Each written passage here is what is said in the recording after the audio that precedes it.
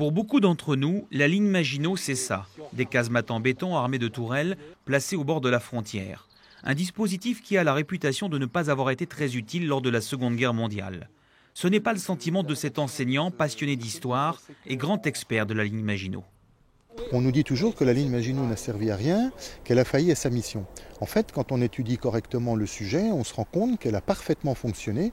Je dirais même plus, c'est pratiquement le seul objet historique français actuel qui a fonctionné lors de la campagne de 1940.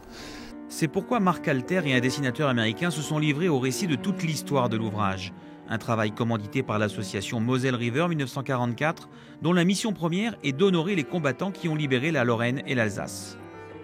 L'association Moselle River n'a qu'un but, c'est la transmission de la mémoire.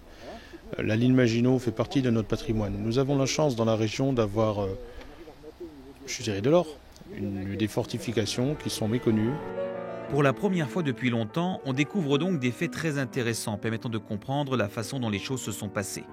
Le livre réhabilite ainsi le lieu et les 22 000 hommes livrés à l'ennemi sans avoir été vaincus et qui ont donc rempli leur mission.